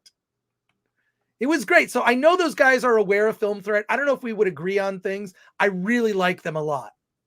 I like those guys. They are movie nerds. I never miss a Red Letter Media video. I'd love it. I'd love it. I don't know. And I even saw their movie Space Cop. We should do a review of Space Cop. A friend of mine let me borrow the Blu-ray. I guess I could have bought it, couldn't I? But I watched it. It's super dumb, but really funny. Yeah. And you bring it up. There should be no reason why we can't disagree. No, exactly. Exactly. I don't know. They don't really do collabs with other critics. They do a lot of collabs with within their organization. Well, no, they had like Patton Oswalt on, and they had Macaulay Culkin. They've had like celebrities on. So I mean, I'd love to meet them and just talk to them. I followed them for years. So yeah, thank you for that, Wired. Appreciate it. We're going to wrap it up. Just a few more comments here. We're going to wrap it up in just a few minutes, but here we go. Perfect Q says, Alan has colonized his daughter's room. Bad human. Let's not forget, I had a green screen early on and had to use that for the longest time. Clayton Homer, Chris needs a new controversial tweet. How about make colonizers diverse again? Yeah, why not? That's what you need. Sure, I'll do that. Yeah. I don't know. I actually don't care about Twitter. I just sort of like it's funny. It's funny for me. Oh, wait, here we got a couple more super chats just coming in at the last minute. Michael Tynan for 20. Hey guys, no comment, just love. Well, thank you, Michael. Appreciate that. That is so great. Thank you so much. We will be doing shows next week leading up to Christmas. We are going to do a show a week from today and on the 23rd before Christmas Eve. I don't know if we're going to be doing a show in between. Should we, Alan? Oh, geez. Yeah, we need to talk about that. We'll talk about it later, but we're definitely going to be around next Although week. we were pretty popular at Thanksgiving. What are you talking about? Wait, what? We did some pretty good numbers on our Thanksgiving broadcast. Well, let's do it. I mean, I don't think there's any conflict with I don't know. We'll talk about it. It might just be a stream. It might just be. I haven't gone that far ahead in my schedule, so we'll figure it out, but we're definitely going to be around next week. Thank you, Michael Tyne. I appreciate that. And Alexander, Miss City for 2 says, I wish we got more experiences and less lectures. I agree 100%. It's, I don't know. This is why I feel the success of Top Gun Maverick and Avatar, when you look at like the movies that performed well, the movies that underperformed, you could draw conclusions about those films. You can draw conclusions about those movies. So there you go. And All Magic be our last comment for today, unless the super chat comes in last minute. All Magic says, loved the original, went to a screening of this, found it to be one of the biggest messes of all time, reminded me of that Hobbit / Last Jedi level disastrous letdown, and the HFR is ridiculous. Well, that's a fair point. I don't think it's definitely not Last Jedi or Hobbit. Are you sure you saw it? The HFR, like, I mean, look, the movie is flawed, but I don't think you could compare it to Hobbit or Last Jedi. Yeah. I mean, I will agree that, the first movie was about colonization. It was a military operation, and that's not in this movie. Yeah. I'm not a fan of HFR. I saw one of the Hobbit movies in that format and hated it. And our final comment, Willie the Monkey King's music channel of doom for $1.99 says Alan Ing needs to go on Midnight's Edge in the morning. Oh, that's Chat has spoken. You have been invited to go on. I have been. I swear Monday morning is the worst time for me to do any kind of Monday morning is when I catch up on the stuff I didn't do over the weekend. Yeah, so Monday morning is bad. Wednesday's bad because we're already doing this show. And then Friday, their show is on at the same time that our show is on, 9 a.m. Although Wednesday may not be a problem. All right, you could do Wednesday. Talk to those guys. I think they have like certain guests that are always on certain Yeah. days. We'll plug our show. If you're on Wednesday morning, Alan, plug Film Threat starting at 1 p.m. Pacific time, 4 p.m. Eastern. Yeah. There you go. All right, that wraps it up for us. We're going to be back on Friday, and we have some fun stuff happening on Friday. Ooh, let me tell you what we've got. We'll be talking spoilers for Avatar. I will be reviewing Babylon. I'm seeing it actually tonight. Okay. I'm going to a screening tonight. I want to see it in the theater. Because Film Threat says it's the greatest movie of the year. That wasn't me. It wasn't me either. It wasn't me. We're also going to be talking about The Mean One, which is basically like a Grinch horror movie. I've seen it. It's fine. We could do a quick review of that. I think that would be fun. It's playing in Regal theaters right now. Then we have 2 director interviews. This is going to be really fun. So we're going to be interviewing the director of Yule Log, which directed by Casper Kelly, who's the director of Too Many Cooks. Cannot wait for Yule Log. Then a movie called Going All the Way, which is in a special edition, is being released in theaters this Friday. Director Mark Pellington will be with us. Do you know who Mark Pellington is? Didn't we have him on before? We've had him on before. Yeah. Super nice guy. Yeah. Makes small indie movies. He made a movie called Arlington Road. Mark Pellington also is he's in Jerry Maguire.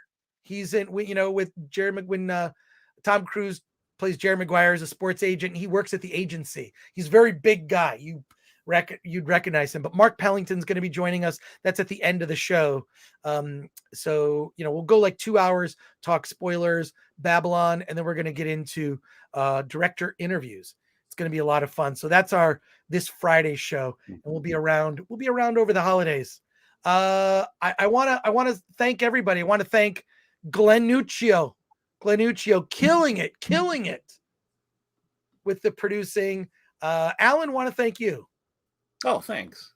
I want to thank you too for your patience, your sense of humor, your even, you know what, Alan, even in the midst of a disaster in the state of California, nothing phases Alan. But yeah, productions generally don't have. You get to that point, you're going to need an HR department. That's just my personal, and you're going to have some, you just have some version of an HR department. So HR departments. Did you just feel that, by the way? What's that? Earthquake. Oh, cool. That was a few weeks ago. Nuccio put that together. And yes, a real earthquake did come through. In spite of a real earthquake happening, Alan just said, "Do you feel that?" Oh, and I just said, "Cool." It's not. It's just like it's probably a 5. That's what I'm thinking. Yeah, light. But thank you, everyone in the chat. We will be back this Friday at 9 a.m. Pacific time, noon Eastern. Join us for our spoiler-filled review of Avatar. I'll tell you the very specific things that bothered me that will be considered spoilers. In particular, something that happens at the very end of the movie that I can't talk about. If you don't care, listen.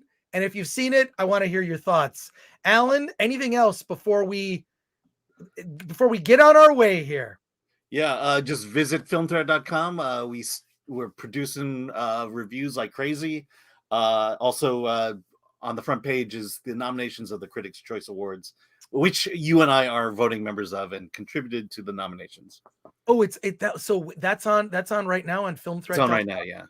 Okay, cool. All right, let's talk about that on Friday. We'll go over the nominations, and we'll talk. Oh, wow, this is cool. Okay, you know what? I'm just going to share this. I'm going to share this because why not? Why not? The nominations are out. They're here. Here they are. Yeah, so right, Everything Everywhere All at Once tops it with, I think it's 11 nominations. Yeah, we are. No, I don't know if it's the top. No, it is the top. It is the top. Okay. Yeah. But here we go. Just looking at this. Nominations. Best Picture. 14 nominations for Everything Everywhere All at Once. Well, let's go look at Best Picture here. I should zoom in. Yeah. I know how to zoom now. Can you see that better? A little bit more. A little bit more? Yeah. All right. Hang on. Oh my God. Let's here we go. Okay. Best Picture, Avatar, The Way of Water, Babylon, The Banshees of Inisherin, Elvis, Everything Everywhere All at Once, The Fablemans, Glass Onion, RRR, Tar, Top Gun Maverick, Women Talking. Yep. There you go. So this proves that this year at award season, it's all about trying to find movies to fill slots in categories. It was slim pickings. It was slim pickings. Let me say. I mean, I nominated films that I was excited about. I talked to people about some films that I hadn't seen. But there you go. It's very interesting. Yeah. I mean, I'm surprised Glass Onion is on there, though. I'm not surprised. Yeah. Fablemans is there because they needed to fill a slot. This just tells me what movies we don't have reviews of. I thought there's a review of Babylon on the site. No. We're still embargoed. It's going up. It should be tomorrow or Friday. Okay, cool. All right. Well, visit filmthreat.com for that. I just want to say I appreciate you. And we will be back. We'll be back on Friday. Alan, any final thoughts? Any final things you'd like to say? Nope. Let's get out of here.